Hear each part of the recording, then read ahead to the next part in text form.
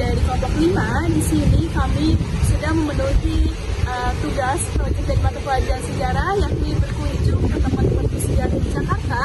Nah, tujuan apa aja sih yang bakal kita kunjungin hari ini? Yang pertama itu kita bakal ada di kawasan Jakarta Kota atau Kota Tua. Di sana kita akan mengunjungi 2 museum. Dan saat ini kita ke tempat tujuan berikutnya, yakni kita sedang berada di Taman Proklamasi.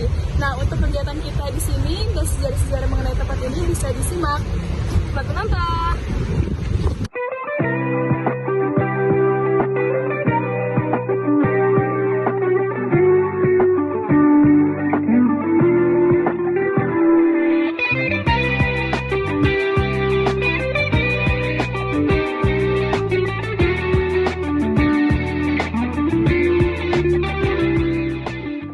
Teman-teman, nah sekarang kita udah ada di tempat dimana Taman Proklamasi. Nah teman-teman bisa ngeliat nih di belakang saya udah ada Tugu Proklamasi yang dimana ternyata Tugu ini dibangun pada tahun 1946. Nah kalau teman-teman ngeliat lagi nih di sebelah kiri saya, di sana udah ada action figure yang dimana proklamator kita yaitu Pak Soekarno dan Mohatta, yang dimana di sana teman-teman bisa ngelihat yaitu replika dari proklamasi sendiri. Nah, teman-teman mau tahu nggak nih fun fact-nya tempat ini, yaitu di sini dibangun 1946. Nah, awalnya Tugu ini dinamakan sebagai Tugu 1 Tahun Republik Indonesia, yang dimana dibangun oleh Ikatan Perempuan Indonesia atau Wanita Jakarta.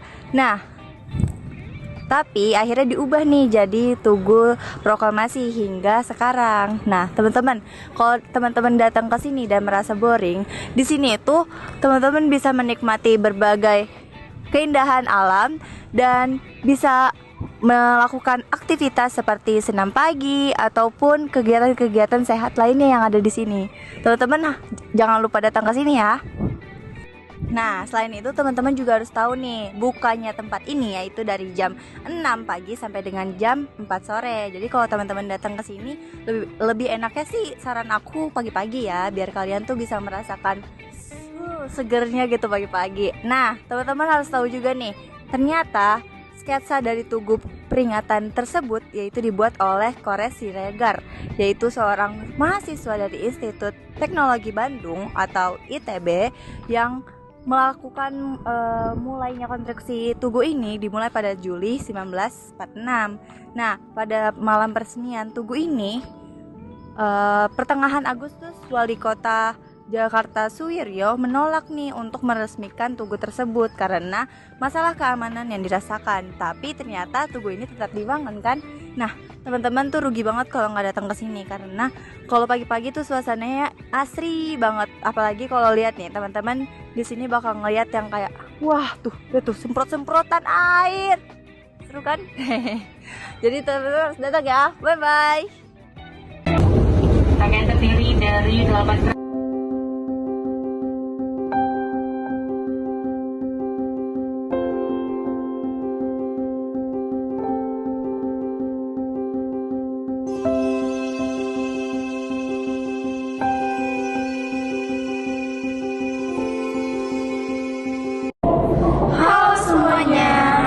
Kelompok 5 sedang berada di Museum Bank Indonesia. Museum Bank Indonesia itu adalah sebuah museum sejarah dan budaya yang terletak di kawasan Jakarta Kota. Nah, pendirian Museum Bank Indonesia ini ditetapkan oleh Dewan Gubernur Bank Indonesia dengan tujuan untuk melestarikan gedung bersejarah milik Bank Indonesia di Kota Tua Jakarta, sekaligus memperkenalkan peran Bank Indonesia dalam sejarah bangsa Indonesia. Nah, langsung aja untuk keseruan kita di dalam, yuk simak videonya. Selamat mengikuti.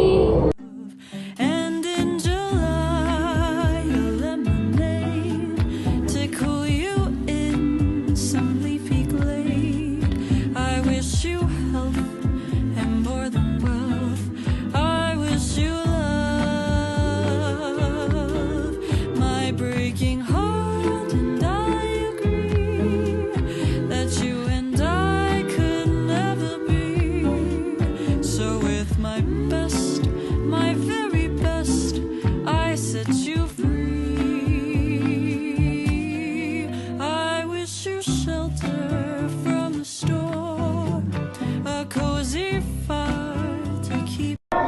semuanya, kali ini saya akan menjelaskan tentang the history of Bank Indonesia. Yang pertama di sini berdirinya DJB. Dijavasi Bank atau DJB berdiri atas pemerintah Raja Willem I sebagai solusi permasalahan ekonomi di Hindia Belanda usai kebangkrutan VOC. Yang kedua dari tahun 1828 sampai 942. DJB berfungsi sebagai bank sirkulasi di wilayah Hindia Belanda. Kantor cabangnya tersebar di 22 kota di Hindia Belanda. Selanjutnya ada 1942. Pemerintah pendudukan Jepang melikuidasi DJB lalu mendirikan Nanpo Kaihatsu Ginko atau NKG sebagai bank sirkulasi. Selanjutnya tahun 1945. Belanda tidak mengakui kemerdekaan Indonesia pada 17 Agustus 1945. Mereka mengaktifkan kembali DJB lalu mengedarkan mata uang Nica yang juga dikenal sebagai uang merah. Selanjutnya ada tahun 1949. Belanda mengakui kedaulatan Indonesia dan menyepakati berdirinya Republik Indonesia Serikat atau RIS. Pembentukan Bank Sentral untuk RIS menjadi salah satu poin penting dari keputusan KMB. Selanjutnya di tahun 1951 nasionalisasi DJB. Menteri Keuangan Yusuf Wibisono mengusulkan nasionalisasi DJB pada tahun 1951. Langkah ini sejalan dengan gagasan Bung Hatta tentang pembentukan bank sentral untuk kedaulatan ekonomi. Proses nasionalisasi berlangsung pada tahun 1951 hingga 1953. Selanjutnya di sini ada legalitas nasionalisasi. Pemerintah Indonesia membentuk panitia nasionalisasi DJB pada tahun 2 Juli 1951. Penerbitannya tercantum pada UU No 24 tahun 1951 tentang nasionalisasi DJB menjadi tanda legalitas nasionalisasi DJB. Selanjutnya, pada tahun 1953 DJB dibubarkan. Pemerintah Indonesia membeli saham DJB dengan penawaran 20% di atas harga pasar.